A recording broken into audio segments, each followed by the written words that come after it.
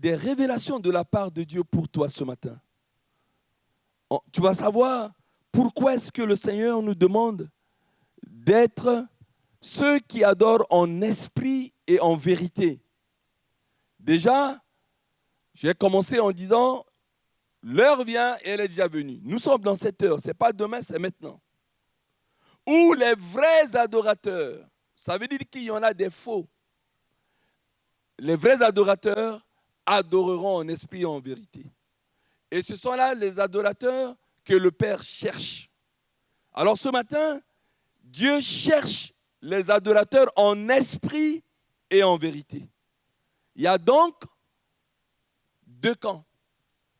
Il y a un camp de faux adorateurs, un camp de vrais adorateurs, et nous devons être tous, nous devons nous positionner dans le camp des vrais adorateurs, car c'est là où Dieu va chercher. Il cherche les vrais adorateurs. C'est dans ce camp-là qu'il cherche. On va dire, mais pourquoi adorer? Mais on va y venir. Hein. Tu as des projets, non? Dans ton cœur. Même si Dieu a formé des projets pour nous, nous-mêmes, on se forme des projets. Tu as des rêves. Quand on est jeune, voilà, on veut devenir expert comptable, on veut devenir ingénieur, on veut devenir ceci, PDG, on veut devenir comme Mbappé, voilà, on veut devenir, voilà, de meilleurs basketteurs, on veut devenir ceci, on veut être utile pour la société. Mais c'est le chemin ce matin, tu as bien fait de venir. En réalité, pour Jefferson, le titre de ce message, c'est l'adorateur active Jéhovah Jireh. Jéhovah Jireh, ça veut dire quoi Jéhovah Jireh? Entendu. Dieu pourvoira 10 sur 20. L'Éternel pourvoira 12 sur 20. Jéhovah Jireh veut dire quoi? On va être interactif. Hein? Dieu qui pourvoit 10 sur 20.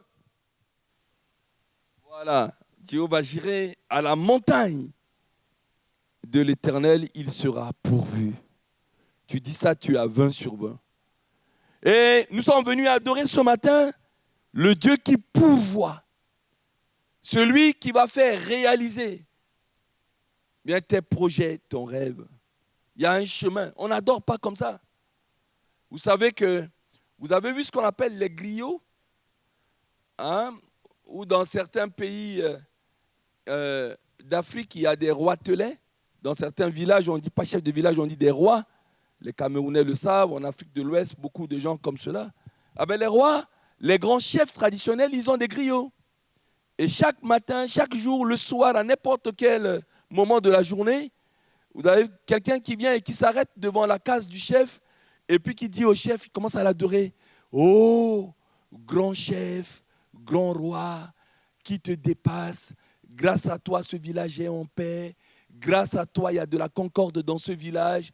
Grâce à toi, on a bien cultivé. Il y a de la récolte. Grâce à toi, il y a de la suffisance alimentaire. Oh, grand roi, oh, grand chef, qui est comme toi? Et qu'est-ce qu'il fait? Eh bien, il fait comme j'ai fait tout à l'heure. Au moment où il est en train d'adorer le roi, là, il sort de l'argent et il lui donne.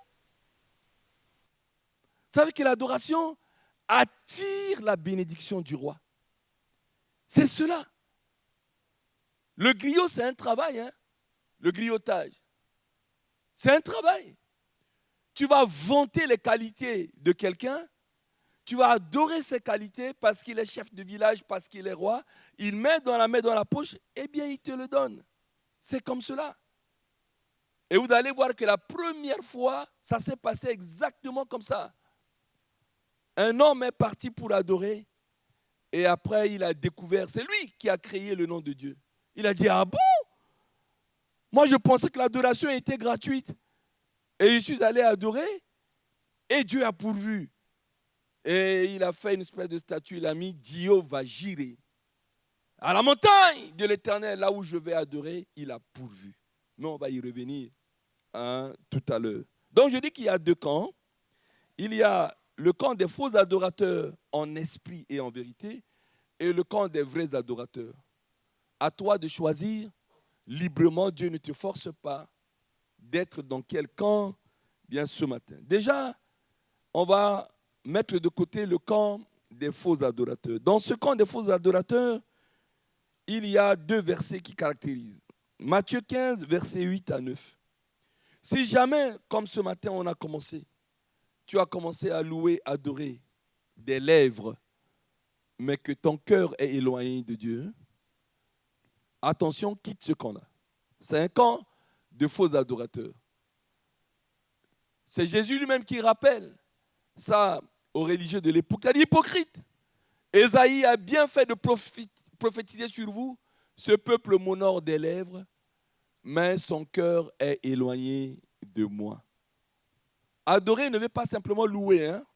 Je vais vous le dire tout à l'heure, le mode d'emploi. Parce que c'est important d'avoir un mode d'emploi. Vous savez pourquoi? Je vais vous raconter une anecdote. Toujours une anecdote venant d'un analphabète, d'un illettré, quelqu'un qui n'a pas appris comment fonctionne l'école des Blancs, mais aussi la pharmacie des Blancs, la thérapeutique, la médecine des Blancs. Alors, on est en Afrique, dans un village. Il s'agit d'un Peul qui, lui, est habitué à se soigner avec des racines. Il a sa manière de se soigner. Et puis, il a dit, bon, ben, le pays est devenu moderne. Je vais aller voir un médecin moderne qui a appris au pays des Blancs. Il va me prescrire un médicament. On lui a prescrit un médicament et c'est des ampoules buvables. Et donc, il envoie, on lui achète ça. Et il a dit, mais le médecin m'a dit de boire. Mais le liquide est dans l'ampoule. Comment je vais faire? Alors, il a pris l'ampoule, eh bien, il l'a croqué. Ah là là, ça l'a blessé. Il y avait le sang, il a croqué l'ampoule. Hein. Qui a dit, mais non, mais il fallait voir le mode d'emploi. Il faut couper le bout, verser dans une cuillère ou dans un gobelet ou dans un verre avant de boire. Il dit, mais on ne m'a pas expliqué. Donc ça l'a blessé. C'est important le mode d'emploi. Et ses frères Peul, ils ont compris. Ils disent, mais il faut connaître le mode d'emploi. Hein. Et puis un autre, il avait mal à la tête. Il allait voir le même médecin. Il a dit, médecin, mon frère avait fait ça. Il faut bien m'expliquer le mode d'emploi. Parce qu'il s'était blessé. Il a dit, mais toi, tu vas aller acheter une injection et tu vas voir l'infirmier. Il va t'injecter ça pour ton mal de tête, ton palu là. Alors il allait acheter l'injection. Il allait voir le médecin. Le médecin a dit, il faut m'injecter. Comme ça, le mal de tête va disparaître. Et l'infirmier lui a dit, ben, je vais piquer sur votre fesse à droite ou à gauche. Tournez-vous. Je vais vous piquer. Il a dit, mais non. J'ai mal à la tête, il faut me piquer ici. C'est pas aux fesses. C'est là qu'il faut piquer. L'infirmier a dit, mais non. Il t'a expliqué ça, il a refusé. Il a fallu qu'il retourne voir le médecin. Le médecin a dit, ah, je n'étais pas encore bien expliqué. En fait, t'es injecté, on ne peut pas t'injecter partout. Si on met la piqûre là sur le front, non, il faut qu'on cherche une partie là où il y a la peau, je ne sais pas quoi. Donc c'est très important le mode d'emploi que je vais le donner tout à l'heure sur comment adorer Dieu en esprit et en vérité. Mais déjà, je le répète, si tu adores Dieu, tu le loues des lèvres et non du cœur, sors de ce camp des faux adorateurs. Deuxième exemple, vous savez, le fait de venir à l'église,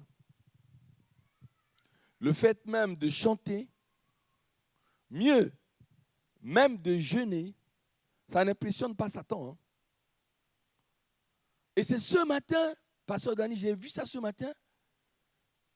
C'est que toi, tu as dû voir ça depuis. Mais moi, c'est ce matin que Dieu m'a donné cette révélation. Allons-y dans Luc chapitre 4, versets 1 à 2. Jésus a jeûné 40 jours et 40 nuits. Et l'Esprit va venir l'amener en retournant sur la montagne.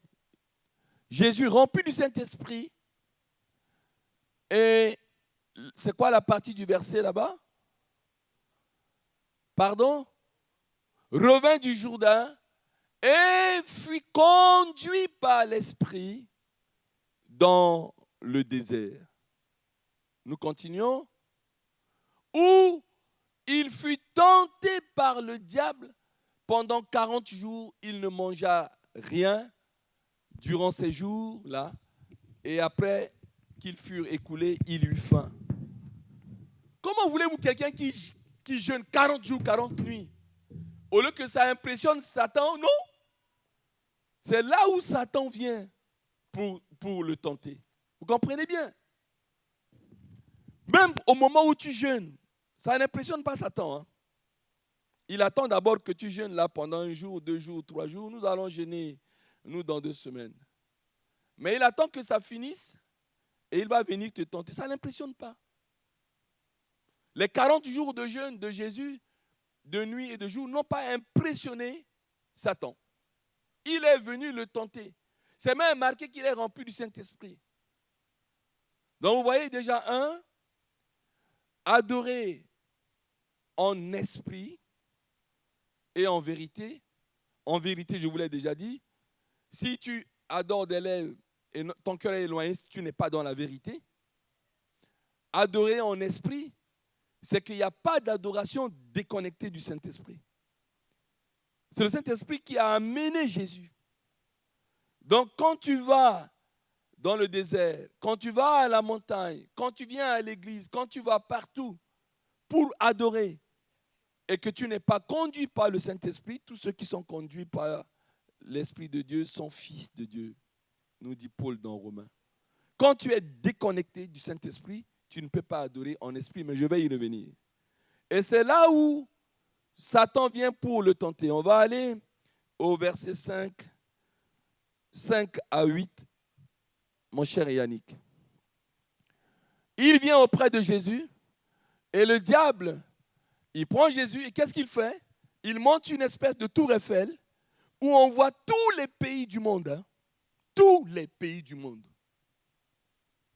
Et il dit, regarde la gloire de tous ces pays, passés depuis la Chine, en passant par Australie, Washington, Angleterre, Paris, Abidjan, Dakar, Afrique du Sud. Il a dit, regarde, en Inde, à Sri Lanka, il dit, regarde la beauté de toutes ces villes. En île Maurice, partout. Regarde, il y a de belles femmes, les îles, il y a des beaux hommes. Regarde toute la beauté, la gloire, la puissance de ce monde. Et l'ayant élevé, lui montra en un instant tous les royaumes de la terre. Il n'y a pas d'exception. Tous les royaumes de la terre. Nous continuons. Et lui dit, je te donnerai toute cette puissance et la gloire de ces royaumes, car elle m'a été donnée et je la donne à qui je veux. Nous continuons. Si donc, tu te prosternes, ça c'est la définition de adorer. C'est le même verbe en hébreu qui donne prosterner. Si donc tu m'adores, tu te prosternes devant moi, elle sera toute à toi. La réponse de Jésus. Jésus lui répondit, il est écrit, tu adoreras le Seigneur ton Dieu et tu le serviras lui seul. Ça, c'est très important. Hein? Tu adoreras le Seigneur ton Dieu et tu le serviras lui seul. Quand le groupe de louanges nous a fait chanter tout à l'heure, je tends les mains vers le roi qui vient.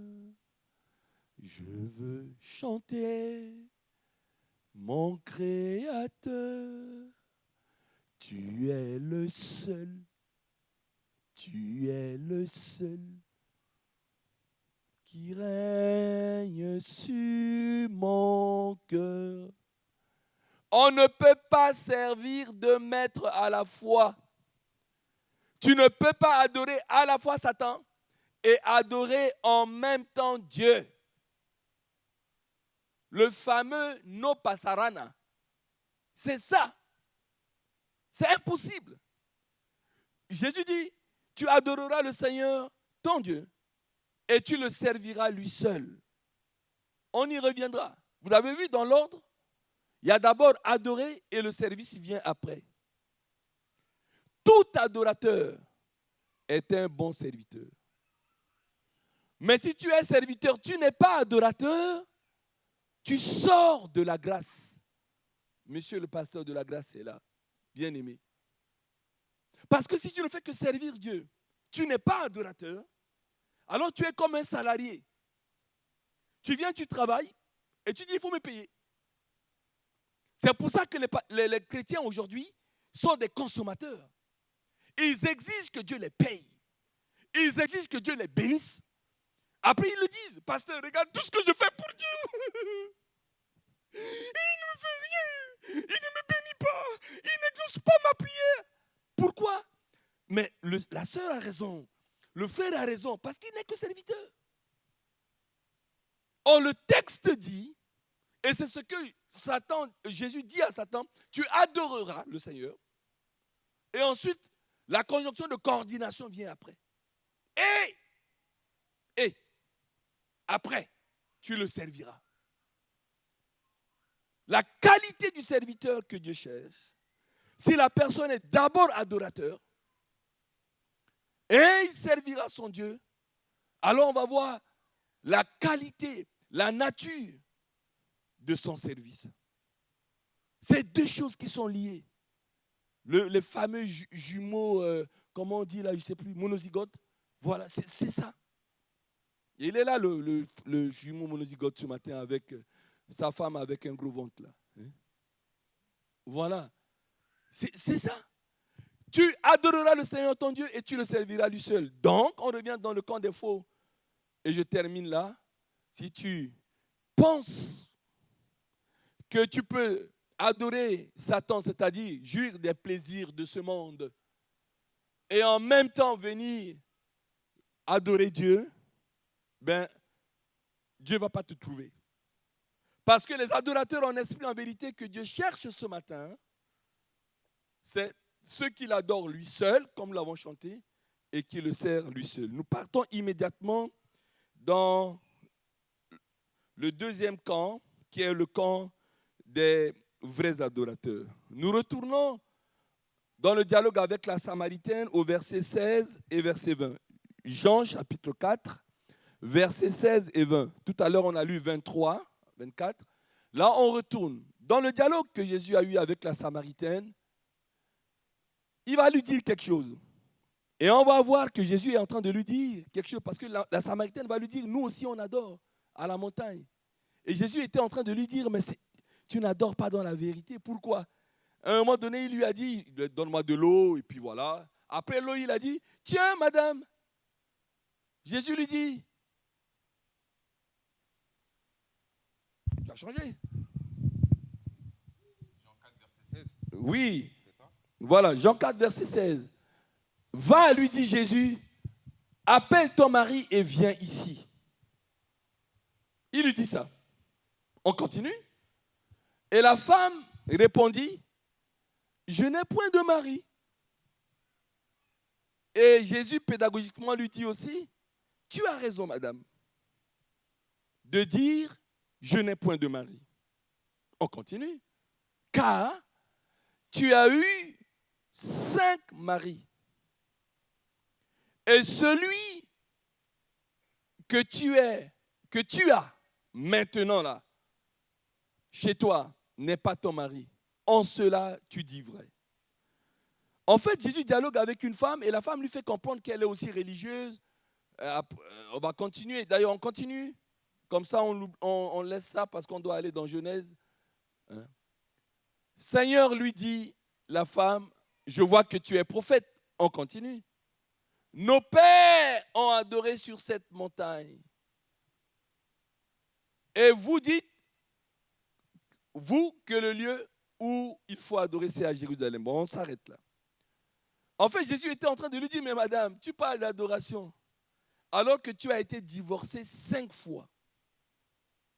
Tu as eu 5 maris. Parce que si la polygamie existait à cette époque-là, il n'y avait pas de polyandrie. Nulle part vous verrez qu'une femme avait plusieurs maris. Ça veut dire qu'elle a divorcé 5 fois. Tu as eu 5 maris. Et maintenant, elle vit avec un autre homme en concubinage.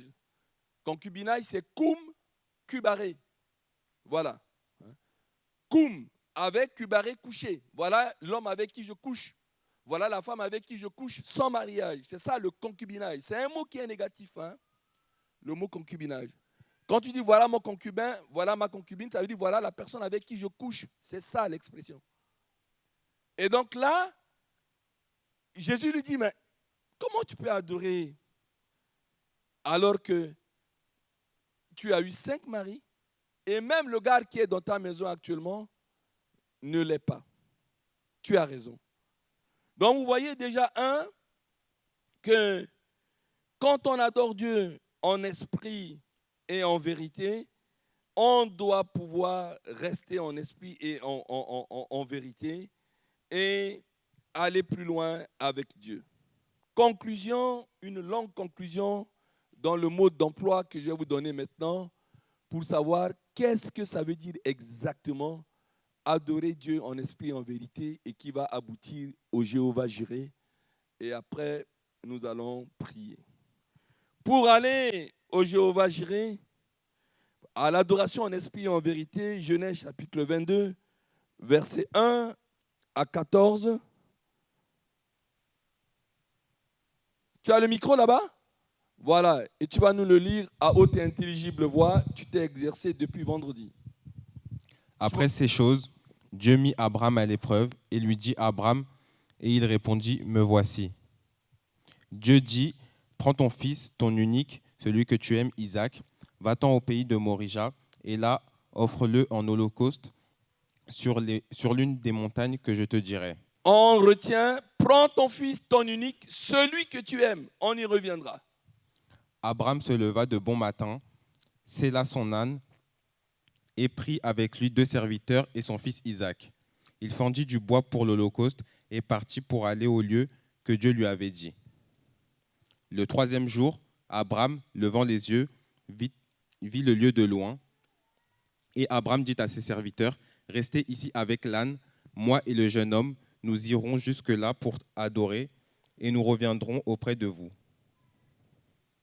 Abraham prit le bois pour l'holocauste, le chargea sur son fils Isaac et porta dans sa main le feu et le couteau. Et ils marchèrent tous 2 ensemble. Alors Isaac, parlant à Abraham, son père, dit, « Mon père !» Et il répondit, « Me voici mon fils. » Isaac reprit, « Voici le feu et le bois, mais où est l'agneau pour l'holocauste ?» Abraham répondit, « Mon fils, Dieu se pourvoira lui-même de l'agneau pour l'holocauste. » Et ils marchèrent tous 2 ensemble. Lorsqu'ils furent arrivés au lieu que Dieu lui avait dit, Abraham y éleva un autel et rangea le bois. Il lia son fils Isaac et le mit sur l'autel par-dessus le bois. Puis Abraham étendit la main et prit le couteau pour égorger son fils. Alors l'ange de l'Éternel l'appela des cieux et dit, « Abraham, Abraham !» Et il répondit, « Me voici. » L'ange dit, « N'avance pas ta main sur l'enfant et ne lui fais rien, car je sais maintenant que tu crains Dieu et que tu ne m'as pas refusé ton fils, ton unique. » Abraham leva les yeux et vit derrière lui un bélier retenu dans un buisson par les cornes. Et Abraham alla prendre le bélier et l'offrit en holocauste à la place de son fils. Abraham donna à ce lieu le nom de Jéhovah Jireh. C'est pourquoi l'on dit aujourd'hui, à la montagne de l'Éternel, il sera pourvu. Tu peux répéter la dernière phrase? C'est pourquoi. Non, Abraham donna à ce lieu. Abraham donna à ce lieu le nom de Jéhovah Jireh. C'est pourquoi l'on dit aujourd'hui, à la montagne de l'Éternel, il sera pourvu. Voilà, c'est pourquoi on dit aujourd'hui. Ce n'est pas demain. Alors mets la foi sur ce qui va être dit maintenant. Et aujourd'hui, Dieu va pourvoir à ton besoin. Dis amen à ça. Mettons la foi dans ce qui va être dit. Primo, on commence par le mot d'emploi de adorer. Dieu cherche l'adorateur en esprit et en vérité. Adorer en esprit et en vérité n'est pas seulement louer. Oui, c'est louer, mais pas que. Adorer en esprit et en vérité, c'est chanter, c'est se prosterner, mais pas que. Adorer en esprit et en vérité, c'est obéir à tout ce que Dieu te demande de faire. Coucou. On dit que la crainte de l'Éternel, c'est le commencement de la sagesse. Et j'ai reçu ce matin dans mon culte la définition, c'est l'obéissance est le commencement. C'est l'obéissance. L'obéissance, c'est le commencement de l'adoration en esprit et en vérité. Retiens bien ça. Si la crainte de l'Éternel, c'est le commencement de la sagesse, l'obéissance à tout ce que Dieu nous demande, tout ce que Dieu me demande, tout ce que Dieu te demande, c'est le commencement de l'adoration. Le commencement de l'adoration, ce n'est pas que tu viens chanter, louer. Non. Le commencement de l'adoration, c'est d'obéir à ce que Dieu me demande de faire. Et voilà, Dieu va demander à un homme, et il n'y a que 2 hommes. Hein. Jésus était homme aussi, Dieu est homme en même temps. Il a parlé d'adorer en esprit Dieu seul. Et à un homme, c'est la première fois on utilise le verbe adorer dans la Bible, hein, dans Genèse 22. Il a dit à ses 2 serviteurs, on va y venir, restez ici, nous allons avec le jeune homme pour adorer. C'est pour ça que j'ai choisi ce texte, parce que le thème, c'est sur l'adoration. Il demande à cet homme, offre-moi ton fils, verset 2, celui que tu aimes. Dieu ne voulait pas se tromper. Il savait que la servante de Sarah lui avait déjà proposé, il a dit à un fils qui s'appelle Ismaël, hein, qui a déjà plus de 14 ans là-bas. Il ne veut pas qu'il y ait de confusion. Il dit, prends ton fils, celui que tu aimes. Il aimait aussi Ismaël. Mais Isaac, c'est le fils de la promesse. Donc, il lui demande ça. Est-ce que cet homme va commencer à adorer? Eh bien, la réponse est oui. Puisque le texte dit, dès que Dieu lui a demandé ça, bien, il va dire oui. Et qu'est-ce qu'il fait? Il prend 2 serviteurs. Pourquoi 2 serviteurs? Parce que pour aller faire le sacrifice d'adoration, il faut du bois. Le bois, c'est lourd. Il faut que ces serviteurs portent. Il faut qu'ils portent le bois, qu'ils portent le feu. Il faut qu'ils portent le couteau aussi. Quand on dit porter le feu, vous, mes enfants, nés en France, là, vous ne savez pas ce que c'est, parce que vous êtes nés au moment où M. Watt a déjà inventé l'électricité. Aujourd'hui, dans les pays d'Afrique, en tout cas dans celui où je viens, quand tu vas aller au champ, là où on cultive le maïs, le manioc, etc., si c'est à 5 km, attention le feu. Hein. Le feu, c'est une braise. Il n'y a pas de briquet. Et s'il pleut, c'est dangereux. Il y a une technique pour porter le feu. Et comme ça, tu marches, tu prends la rosée, tu vas marcher 5 km, tu arrives pour pouvoir prendre des feuilles sèches, des bois secs, pour faire le feu. Il ne faudrait pas que ça s'éteigne. Vous savez, le grand bien que tu peux donner à un Africain, c'est de lui donner un briquet. C'est une invention superbe. Un briquet, mais c'est de l'eau. Il ne va plus porter une braise. Il ne va plus marcher avec. Et quand il va arriver quelque part, il y a le feu. Le feu, c'est encore de l'or. Hein? Il fallait bien que quelqu'un porte le feu. Il faut porter le bois pour le sacrifice. Alors il choisit les serviteurs. Cet homme, il a commencé à adorer. Parce que Dieu lui demande quelque chose et il va le faire. Et qu'est-ce qu'il lui demande? D'offrir son fils unique. Unique par la foi, hein, parce qu'il avait 2. Mais spirituellement, il n'en avait qu'un. C'est Isaac. Et à ce moment-là, le raisonnement commence. Vous savez, coucou. On peut louer sans se poser la question. Mais ce n'est pas n'importe qui adore. Pour adorer, on commence à raisonner. Il va dire, mais Dieu se contredit ou quoi? Il me demande d'offrir mon fils. Et c'est là où l'Esprit est venu adorer en esprit là. L'Esprit de Dieu est venu en lui, il lui a dit, tu sais, je te donne une révélation. Dieu est capable de ressusciter ton enfant. C'est ce que Hébreu va nous révéler. Mais à ce moment-là où il marchait, 3 jours, au moment où il marchait, il était déjà en adoration en esprit. Dieu est capable de ressusciter ton enfant. Alors ne désobéis pas. Vas-y. C'est ça, adorer en esprit. L'adoration a commencé. Et en esprit, il savait que Dieu était capable de ressusciter. Adorer en esprit, c'est ça.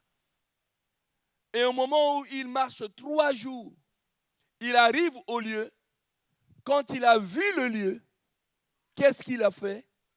Il a dit aux 2 serviteurs, stop! Vous restez ici. Merci de vos services. Moi et le jeune homme, il y a beaucoup de jeunes hommes ce matin. Jeune homme, écoute. Moi et le jeune homme, nous irons adorer et nous reviendrons vous trouver ici. Ça veut dire, les 2 conditions sont remplies, obéissance. 2e condition, en esprit, déjà. Et maintenant, le jeune homme, lui, il rentre en jeu. Il prend les bois qui sont sur les 2 serviteurs. 2 serviteurs qui ont porté les bois, qu'est-ce qu'il fait? C'est marqué. Il met sur son fils. Et quand il a mis sur son fils, mais c'est lourd, hein? Quand tu viens adorer, on a des soucis qui nous alourdissent. Il y a du poids. Il y a des problèmes. Il faut que le pasteur, il le sait. Là, ce matin-là, je vois mes frères, mes sœurs pleurer. Je sais qu'il y a un problème. Mais, bibliquement, ça ne t'empêche pas d'adorer. Il y a un poids. Il y a un poids sur Isaac. C'était les 2 serviteurs qui portaient. Maintenant, on lui a mis le bois. Papa, je ne refuse pas d'adorer. J'ai un poids. Le texte ne dit pas le poids de ces bois. Mais c'est sur Isaac, comprenez quand même. 2 serviteurs qui ont porté. Papa, j'ai le bois là. C'est lourd. Mais il y a le feu. Il y a le feu qui est là. Mais il y a le couteau qui est là. Mais où est l'agneau? On est au chapitre 4. Adorer, c'est accepter, obéir à ce que Dieu te demande de faire. Adorer, il faut que tu reçoives la révélation que le Saint-Esprit rend tout possible. Y compris pour ressusciter ce que Dieu te demande de mettre à mort là. 3e chose, tu as du poids. Nous avons tous du poids. Qui n'a pas de problème? On est encore sur cette terre. Qui n'a pas de problème? Voilà. Il y a le poids qui est là. Et en plus du poids, il y a un manque que tu as identifié. Isaac a identifié qu'il n'y avait pas l'agneau. Où est l'agneau? Où est l'animal? Au moment où tu viens adorer, il y a un manque. Seigneur, je viens t'adorer. Tu m'as béni. J'ai un diplôme, j'ai mon BTS, j'ai du travail, un CDI, j'ai un logement, j'ai une voiture. Mais où est le mari? Mais où est la femme? Et même si tu as un mari, tu as une femme, tu vas dire, où est l'enfant? Je vois les gens aller à l'écodime. Il y a un manque. Il y a un manque. Tu m'as béni, je viens t'adorer, mais je n'ai pas de logement. Tu m'as béni, je viens t'adorer, mais je n'ai pas de ceci ou de cela. Il y a un manque. Et au moment où il y a ce manque, on est toujours dans le processus de l'adoration. son père va lui répondre, fils, fils, tu viens adorer. Tu attends qu'on te sélectionne, je ne sais pas, à PSG ou à NBA ou je ne sais où, ou devenir le grand influenceur du monde. Mais Dieu se pourvoira lui-même. Fais-lui confiance, sois seulement en adoration. N'arrête pas le processus, continue. Va adorer, le lieu est là. Tu es venu adorer, alors qu'il y a un poids, alors qu'il y a un manque. Dieu te dit ce matin, il pourvoira lui-même à ce manque. Tourne-toi vers ton voisin comme on l'a fait de bon matin, dis-lui, Dieu pourvoira lui-même à ce besoin.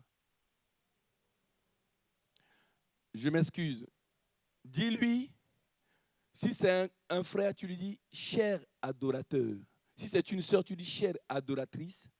Dieu pourvoira lui-même à ce besoin. Alléluia. Dieu pourvoira lui-même. Vous savez, les enseignants, on n'est pas d'accord avec beaucoup de choses. Hein? Il y a parfois, je vois des chantres, ils s'appellent comme ça. Ah, c'est un adorateur de l'Éternel. Ah, c'est une adoration. Mais vous savez ce que c'est l'adoration? C'est un chantre, un pointré. Mais appeler quelqu'un adorateur, est-ce que cette personne fait tout ce que Dieu lui demande de faire? That is the question. That is the question. On ne peut pas appeler comme ça adorateur. Non, non, non, non, non. Adorateur, c'est obéir à ce que Dieu te demande de faire. Même s'il te demande de donner ce que tu aimes, etc. et tout. D'ailleurs, je vais vous dire, hein, quand Dieu te demande de donner ce qui t'est cher, ne pensez pas à un enfant, ne pensez pas à votre voiture, votre belle Maserati, Bugatti, non, non, non. Hein. Ou votre château si vous en avez un. Hein. Ce qui nous est cher, c'est quoi? On l'a vu vendredi. Non, c'est nos péchés. C'est ce qui est cher, c'est le péché. J'aime beaucoup Dieu, mais ça, je ne peux pas laisser. J'aime Dieu, je viens à l'église et tout, j'aime tout ça, mais je ne peux pas laisser ce beau jeune homme. Je ne peux pas laisser cette belle fille. Je ne peux pas laisser ce péché mignon. J'aime beaucoup Dieu. Ah là là. Mais quand je rentre dans ma chambre, qu'est-ce que j'aime? Regarder la porno ou la masturbation. C'est ça que nous aimons. Hein? Attention, on l'a vu vendredi. Hein? Les Amalécites, c'est la chair. Dieu nous dit de crucifier tes Amalécites. On laisse Agag, on laisse les brebis de belle graisse et tout. On l'a vu. On l'a vu. Pas que le culte de dimanche. Ce qui nous est cher, c'est ce qu'on ne veut pas quitter. C'est ça qui est cher. On peut quitter un fils. Hein? On peut quitter un fils. Mais il y a des choses auxquelles nous sommes accrochés. Sinon, il ne devait pas y avoir de l'addiction. On est esclave de quelque chose. On aime ces choses. Oh, paix à son âme. Le pasteur Jean-Louis Jaillet qui nous a enseigné ça. On était jeunes, il a dit, mais vous voulez que je vous dise quoi? Vous péchez parce que vous aimez pécher, il y a du plaisir, non? Quand tu pêches, il y a du plaisir. Même quand tu voles à Auchan. Tu arrives, moi qui avais déjà volé un manteau, je l'ai déjà rendu. Hein? Je vous le dis tout de suite, 86, j'ai volé un manteau. Hein? Allez, les amis, ils ont dit, ah, on va là, au lieu d'acheter un manteau, mais tu es fou, quoi, Josué. On vient, on est en train de causer avec la caissière, on a déjà coupé le truc, ben tu sors, tu portes, tu sors. Alors, ils ont coupé, j'ai porté, causé avec la caissière, je suis sorti. Mais là, à ce moment-là, c'est un plaisir d'être intelligent.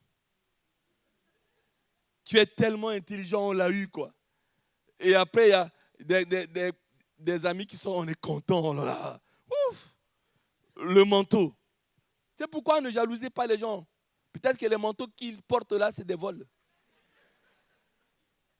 Ils portent de la malédiction. Hein?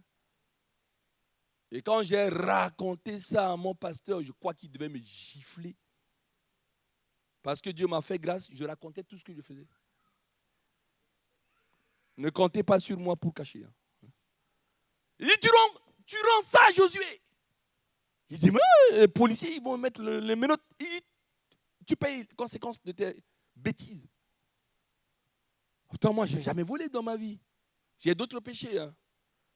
Mais le seul vol que j'ai fait du manteau à cause des mauvaises compagnies, mon pasteur m'a dit de rendre ça. Je suis arrivé là timidement. J'ai demandé au gars, il dit, oui, mais on a sorti ça. Et puis, il a dit, mais il ne comprenait pas. J'ai dit, mais je n'ai pas payé. Il a dit, mais tu n'as pas payé. Depuis quand il dit, mais ça fait un mois. Il ne comprenait pas. Il dit, mais c'est mon pasteur qui m'a dit. Il a dit, mais je ne comprends pas. Dégagez. J'ai énervé le gars, l'agent de sécurité. J'ai dit, mais non. Pasteur a dit que je laisse. Donc j'ai laissé là. Il ne me comprenait pas. Il m'a regardé méchamment, comme si j'avais bu. Il m'a dit, dégage. Puis je suis parti. J'étais dans un acte spirituel que j'étais en train de faire. Alors, ce que tu dois offrir, c'est ce que tu aimes, c'est le péché. Et au moment où ils vont arriver, ils arrivent, mon fils, Dieu va pourvoir. Et qu'est-ce qu'il fait? Il ligote Isaac. Tu ne peux pas adorer sans accepter d'être ligoté. Ligoté par Dieu. Tout adorateur est ligoté. Mais ligoté par Dieu. Attention aux doctrines en disant, comme je le dis toujours, ne dites pas en allant faire du yoga, on vous dit faites le vide, Non, il ne faut pas faire le vide. Non. Tu vas vider le Saint-Esprit. On va t'enseigner en disant le chrétien ne doit pas avoir de la haine. Faux. Le chrétien doit avoir au moins une seule haine dans son cœur, au moins. Ou, si vous voulez, au plus, c'est la haine du péché. Il faut que j'ai la haine du péché. Si je n'ai pas la haine du péché et que je dis amen, je n'ai pas de haine, mais je n'aurai pas de haine du péché, c'est un piège. C'est pour ça qu'on n'a pas de haine du péché. Puisqu'on dit qu'on ne doit pas avoir de la haine, piège. On doit avoir de la haine, mais la haine du péché, la seule d'ailleurs, qu'on doit avoir dans le cœur. Il ne faut pas être lié. Pourquoi? Il doit être lié à Jésus, il y a des bons liens. Il faut qu'il me lie. Il a ligoté le Fils. Mais quand il a ligoté le Fils, c'est dangereux pour lui. Quelle est la différence entre un jeune et un vieux? Le vieux a de l'expérience, mais le jeune a de la puissance. Il a de la force. Son père le ligote comme ça. On a un boxeur. Hein. Il n'a jamais perdu. Jamais perdu de combat, mon fils, là. Mais il pouvait lui donner un uppercut. Un uppercut, c'est ça, non? Un uppercut. Il n'a pas donné d'uppercut. Ceux qui ont fait du Shotokan, ils pouvaient donner un maïgeri. Un coup de pied. Il n'a pas fait. Dis à ton voisin, adorateur, donne pas un maïgeri.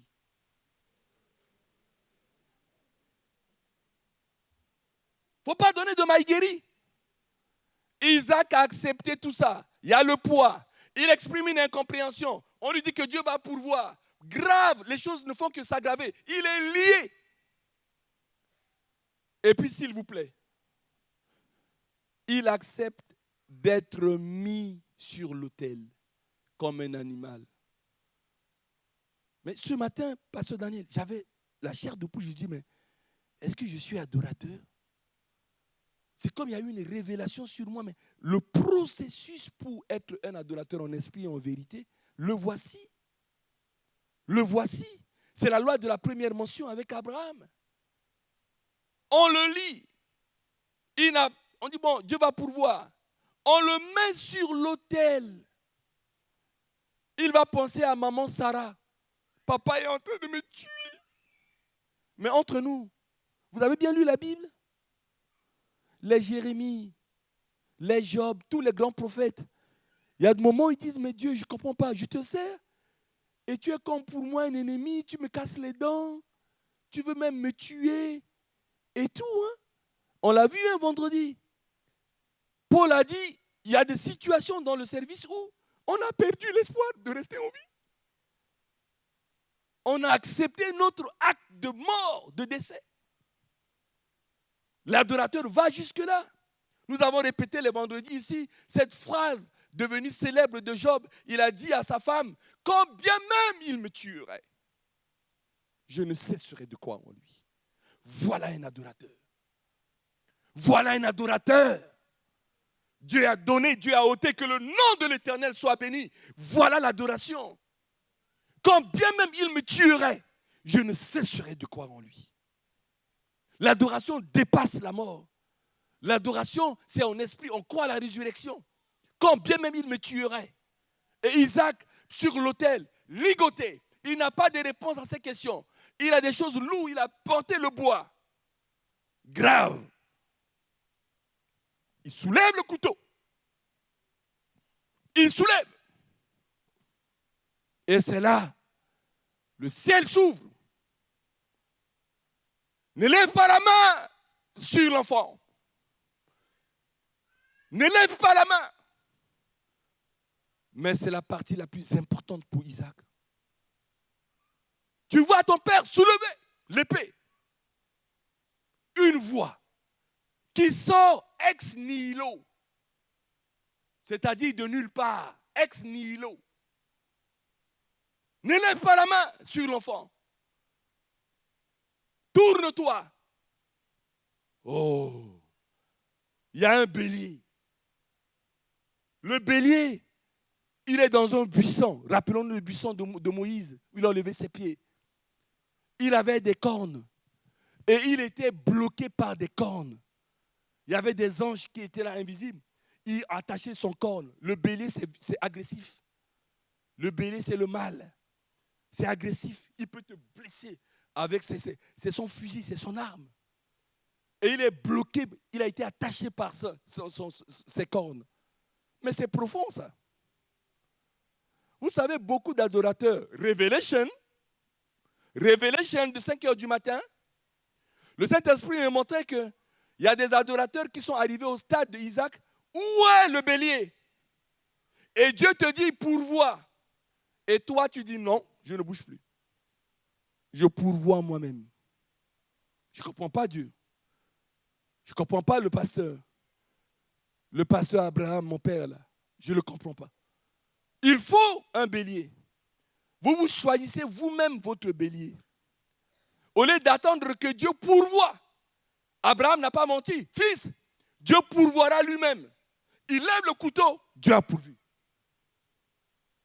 Or, toi, tu as pourvu à ton bélier. Bas la terre.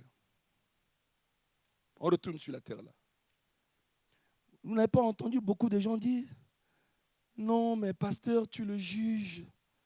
Tu la juges, cette fille-là, je la connais. Même si elle n'est pas chrétienne, même si ce n'est pas ceci ou cela, ce garçon-là, je connais. Mais tu oublies qu'il a des cornes. Tu oublies qu'il a des béliers. Et comme tu as pourvu à toi-même, au lieu d'attendre que Dieu lie ce bélier là-bas, en pleine adoration, l'adoration a commencé. On lève le couteau. Le bêlement qu'on a vu vendredi. Entre-temps, tu t'es donné ton bélier lui-même. Mais le bélier, ce n'est pas un petit lapin. Hein. Ce n'est pas un nounours. Hein. Alors le bélier commence à te blesser. Il te blesse tellement, il devient têtu. Vu la têtutesse du bélier, après tu dis, ah ben non, je ne peux plus. Hein. Ce bélier-là, je ne peux pas adorer avec. Je ne peux pas servir Dieu avec. Il me blesse. Il me blesse beaucoup. Hier, j'étais dans mes promenades sur les réseaux. Et quelqu'un a dit, oh, faites attention, si vous avez un copain ou une copine, attention, avant que vous vous séparez, il y a 4 stades. Premier stade, lorsque vous voyez l'autre est triste, réglez ça. Pourquoi tu es triste? Pourquoi? Pourquoi tu es triste? Mais si tu laisses la tristesse, eh bien, s'en va. Eh bien, après la tristesse, c'est la colère. Il va commencer à s'énerver. Tu vois, pourquoi tu t'énerves comme ça? Tu t'énerves beaucoup, hein? Tu ne règles pas. Après la colère, c'est le dégoût.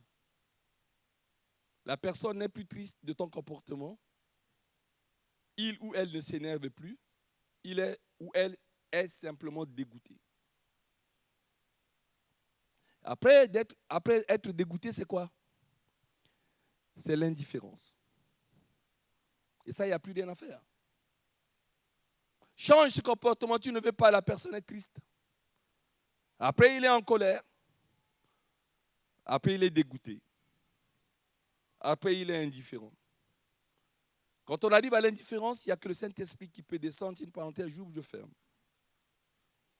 Attention. Laissons Dieu pourvoir à notre bélier. C'est tout, hein? Je vous l'ai promis. Si on arrive à Jéhovah Jireh, le message est terminé. Adorer Dieu en esprit et en vérité. Accepte tout ce processus. Il y a du poids, il y a de l'incompréhension. Continue. Dieu pourvoit. Il va se pourvoir lui-même. Accepte d'être lié. Accepte d'être mis sur l'autel. Accepte ça. Groupe de louanges, venez. Hein?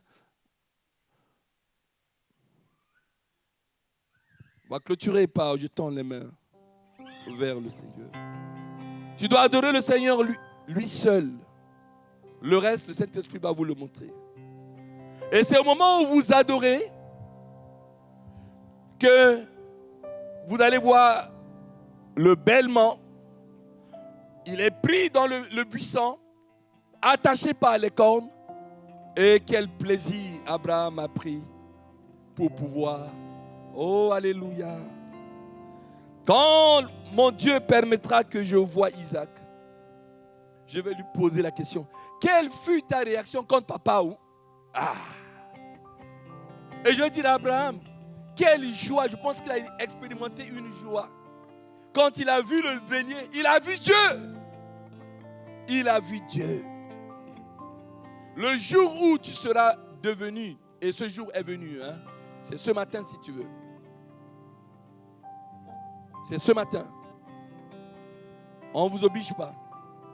Je vous demande une seconde, fermez vos yeux. Je vais faire un appel. Si tu veux vraiment devenir adorateur en esprit et en vérité, c'est-à-dire faire tout ce que Dieu te demande, et laisser Dieu pourvoir, c'est le pasteur Daniel qui a eu la révélation qu'on ne doit pas mettre les chaises ici. Et on a vu plusieurs fois où il y a l'onction de Dieu sur l'église. Le peuple de Dieu s'est avancé. Quitte ta place pendant qu'on va chanter. Tu quittes ta place, nous nous approchons tous ici. Et il va y avoir une prière qui va être faite avant que tu retournes à ta place et que nous passons aux autres moments de ce culte. Tu as besoin d'être un adorateur en esprit, en vérité, parce que tu dois expérimenter le Jéhovah Jireh. L'adorateur active le Jéhovah Jireh. L'adorateur, je répète, il active le Jéhovah Jireh. L'adoration est un investissement. Tu adores et en contrepartie, Dieu pourvoit. Ce n'est pas n'importe qui est adorateur. Or, ce sont ces adorateurs en esprit, en vérité, que Dieu cherche. Il ne faut pas que le poids que tu as sur toi t'arrête. Il ne faut pas que ton incompréhension, il ne faut pas parce que tu n'as pas vu le bélier, ça ne doit pas t'arrêter. Tu dois être un adorateur. Chaque fois, avant que je te demande de t'approcher, que Dieu te demande de faire quelque chose, retiens ça. Oublie tout ce que je te dis, garde cette phrase maintenant. Si Dieu te demande quelque chose, va visiter ton frère et ta soeur, tu adores. Dès que tu le fais, c'est de l'adoration. Si Dieu te demande, laisse je ne sais quoi, tu le fais, tu adores. Si aujourd'hui là, Dieu te demande, c'est ton tour de balayer sa maison, de faire propre. Tu acceptes de balayer, de nettoyer la maison. Tu n'obéis pas à Mylène Jovial. Tu n'obéis pas à Barbara, qui sont les responsables. Mais tu adores. Au moment où tu passes la serpillière, tu es en train d'adorer. Parce que tu as accepté d'obéir à ce que Dieu te demande. C'est ça l'adoration. Chaque fois que je fais ce que Dieu me demande de faire, pardonne, tu adores. J'ai demandé à un de mes fils ce matin quelque chose. Mais ce n'est pas moi, c'est le Saint-Esprit. Et je lui ai dit de faire la chose pendant le culte. Mais s'il fait la chose, je ne doute pas, il est en train d'adorer. Il est en train d'adorer. Tout ce que nous faisons dans notre vie de tous les jours, c'est de l'adoration. Dès lors que nous acceptons le plan de Dieu. Demander pardon, c'est une adoration. Accepter un pardon, c'est une adoration. Tout ce que Dieu me demande de faire et que je fais, c'est de l'adoration. Voilà cela que Dieu cherche en esprit et en vérité. Levons-nous à notre place et approchons-nous, jetons les mains. On chante ce chant et il y a le pli. Approchez-vous, approchez-vous.